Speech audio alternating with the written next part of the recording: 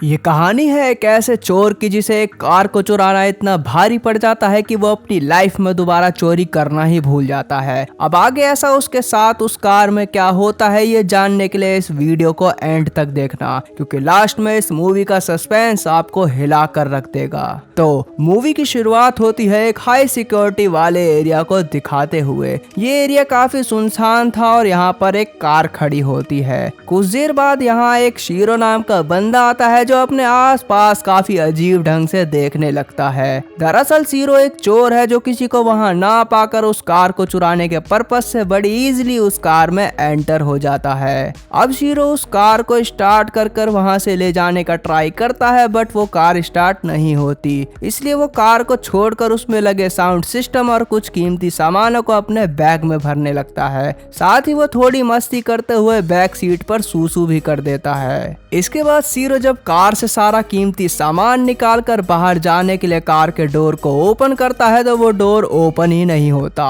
वो दूसरे डोर को खोलने की कोशिश करता है, लेकिन इसका कोई फायदा नहीं था क्योंकि सारे डोर खुद पर खुद लॉक हो चुके थे। शीरो फ्रस्ट्रेट हो जाता है और कार में लगे शीशे को जोर से किक मार के उसे तोड़ने का ट्राई करता है, पर यह कार फुल्ली बुलेट प्रूफ होने के कारण शीरो इसमें भी नाकाम हो जाता है। अब इसके बाद शीरो डोर में लगे प्लास्टिक को निकाल कर उसमें अपना हाथ डालकर खोलने की कोशिश करता है, तो उल्टा उसके हाथ में ही चोट लग जाती है। कोई जुगाड़ शीरो का अब काम नहीं आता, तो वो अपने बैग से गुस्से में गन निकाल कर विंडशील्ड पर फायर कर देता है, पर वो घनचक्कर गुस्से में ये भूल जाता है कि ये कार फुल्ली बुलेट प्रूफ है, जिसके चलते गन की गोली मिरर से टकरा कर वापस शीरो के पैर में ही लग जाती है, जिसके कारण उसके और ज्यादा एल लग जाते हैं। गोली लगने के कारण शीरो के पैर से अब काफी ज्यादा खून निकलने लगता है, तो वो अपनी टी शर्ट को उतार कर अपनी चोट पर बांध लेता है। अब तभी बाहर एक लेडी आती है जो कार के मिरर में देखकर अपने फेस पर मेकअप पोतने लगती है, जिसे देखकर शीरो जोर जोर से चिल्लाता है, पर वो लेडी अपनी लीपा पोती में ही लगी रहती है और शीरो की बातों का कोई रिस्पॉन्स नहीं देती, क्योंकि इस कार के मिरर पोलराइज्ड थे। मतलब अंदर का आदमी बाहर तो देख सकता था, पर बाहर का आदमी कोई अंदर नहीं झांक सकता था। जिसके बाद वो लेडी वहां से चली जाती है। वैसे ये वाला मिरर हमारे घरों में भी लगा होना चाहिए, साले कम से कम पड़ोसी तो नहीं झांकेंगे हमारे घर। खैर, अब शीरो अपने फोन से अपनी वाइफ को कांटेक्ट करता है, पर उसके फोन की बैटरी खत्म हो जाती है। मतलब जिंदगी शीरो की फुल लेने के मूड में थी, क्योंकि ना तो वो यहाँ से बाहर निकल पा रहा था और ना ही उसके पास कुछ खाने के लिए था, और पीने के नाम पर बस ओनली एक 10 वाली पेप्सी थी, जिसे पीकर वो रात में सो जाता है। अगली सुबह जब शीरो की नींद खुलती है तो जो म्यूजिक सिस्टम उसने चुराया था वो उसे फिर से उस कार में फिट कर देता है। टोनी कक्कर के सॉन्ग को सुनकर खुद को रिलैक्स करता है।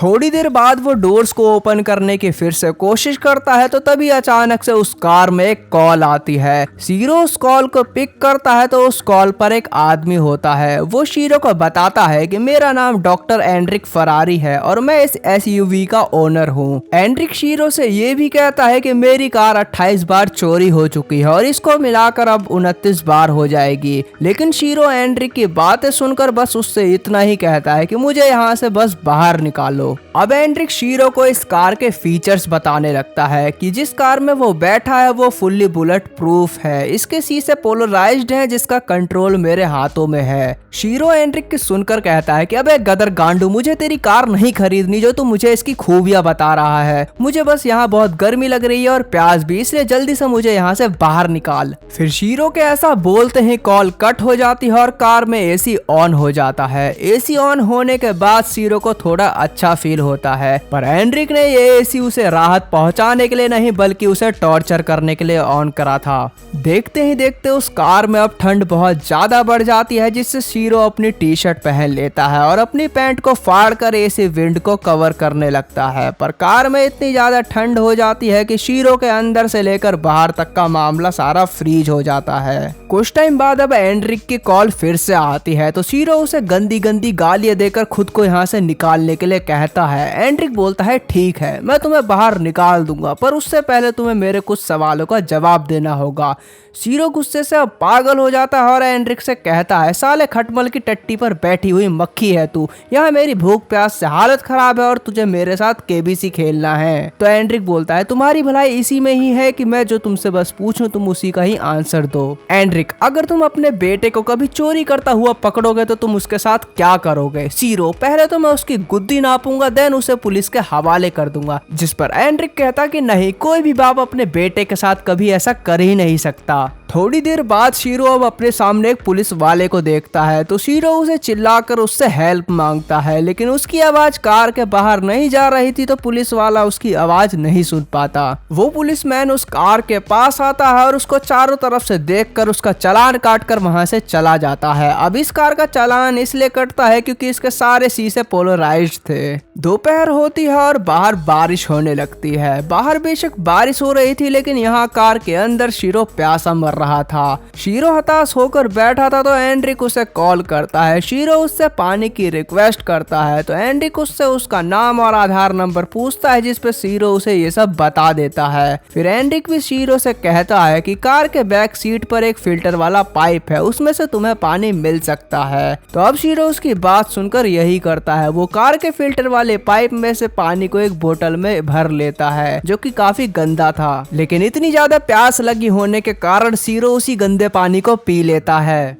अब फिर से रात होती है और शीरो भूख से तड़प रहा था। उसके सामने एक घर में पिज्जा डिलीवर किया जाता है, लेकिन उसके सामने खाना होते हुए भी वो उसे नहीं खा सकता था। इसी दौरान शीरो की दोस्ती उस कार में आए एक इंसेक्ट से होती है और वो अपनी भूख को भुलाने के लिए उससे बातें करने लगता है। एंड्रिक शीरो को परेशान करने का कोई मौका नहीं छोड़ता और जानबूझकर कार में गर्म हीटर ऑन कर देता है। हीटर के ऑन होते ही शीरो की हालत और खस्ता हो जाती है और ज्यादा भूख लगने के कारण शीरो उस कार में रखी एक बुक के पेजेस को ही खाने लगता है। साथ ही वो अपनी प्यास को मिटाने के लिए अपना सूसू तक पी लेता है। अब बाहर एक दूसरा चोर आता है और वो भी उस कार के डोर को खोलने लगता है। उसे ऐसा करता हुआ देखकर शीरो सोचता है कि शायद अब वो यहाँ से बाहर निकल जाएगा, पर उस दूसरे चोर को कोई आदमी आकर पकड़ लेता है और उसे पुलिस के हवाले कर देता है। बाहर इतना सारा शोर हो रहा था लेकिन किसी को पता तक नहीं चलता कि उस कार के अंदर कोई बंदा मर रहा है।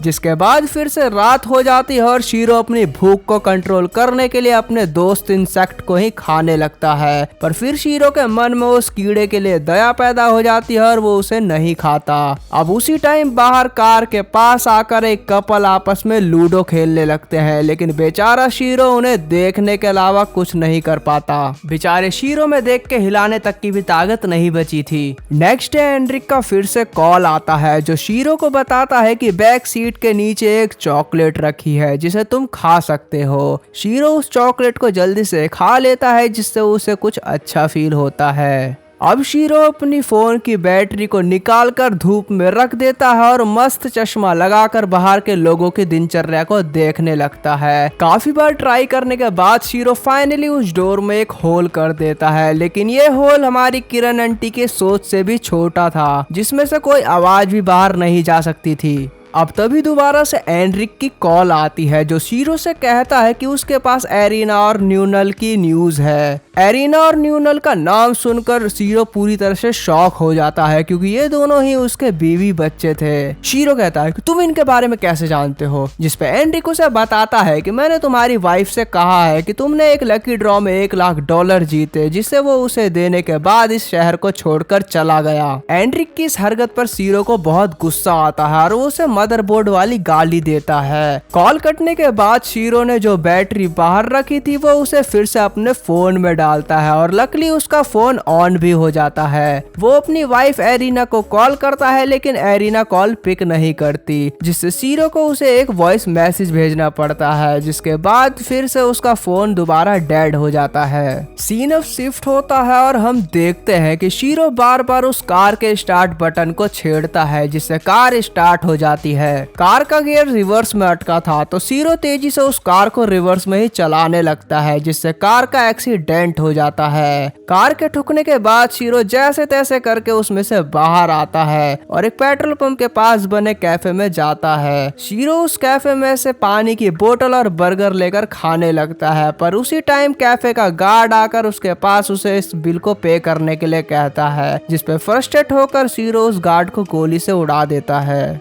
अब शीरो की सडनली आंख खुलती है और हमें पता चलता है कि ये सब तो शीरो का विजन था। शीरो इन सब से इतना ज्यादा परेशान हो चुका था तो वो दुखी होकर गन से खुद को ही शूट करने का सोचता है, लेकिन शीरो की किस्मत कांग्रेस वालों से भी ज्यादा खराब होती है क्योंकि उस गन की बुलेट्स ही अब खत्म हो चुकी थी, जिसके बाद वो उस गन को फेंक देता है। और फिर से शीरो के पास एंड्रिक की कॉल आती है, लेकिन इस बार जब शीरो कॉल पिक करता है तो एंड्रिक उसके सामने होता है। शीरो उसकी बातों का कोई रिस्पॉन्स नहीं देता क्योंकि अब उसके बॉडी में इतनी भी पावर नहीं बची थी कि वो कुछ बोल सके, जिसके बाद एंड्रिक उस कार में आकर बैठ जाता है और शीरो से बीड़ी भी फुकवाता है। अब जब एंड्रिक कार में बैठकर फोन पर किसी से बातें कर रहा था तो शीरो मौके का फायदा उठाकर एंड्रिक की गन उसी पर फायर कर देता है। शीरो उस कार में से निकलकर गिरते पड़ते लोगों से हेल्प मांगने के लिए आगे बढ़ता है और हवा में फायर करके लोगों को सिग्नल देता है, लेकिन तभी अचानक से एंड्रिक पीछे से आकर शीरो को पकड़ लेता है क्योंकि एंड्रिक को मारी गोली शीरो से मिस हो चुकी थी। इसके बाद एंड्रिक शीरो को फिर से घसीट कर उसी कार में ले जाने लगता है, पर इस बार शीरो का लक उसका साथ देता है क्योंकि पेट्रोलिंग करते टाइम एक फीमेल ऑफिसर एंड्रिक और शीरो को देख लेती है। वो पुलिस वाली एंड्रिक को गन नीचे रखकर शीरो को छोड़ने के लिए कहती है, लेकिन एंड्रिक कहता है कि ये हम दोनों के बीच का मामला है। अब देखते ही देखते वहाँ पर बहुत सारे पुलिस वाले आ जाते हैं और जिसके साथ सारी मीडिया भी इस इंसिडेंट को लाइव दिखाती है। यहाँ काफी सारी भीड़ इकट्ठा हो जाती है क्योंकि ये प्रॉब्लम काफी बड़ी हो चुकी थी।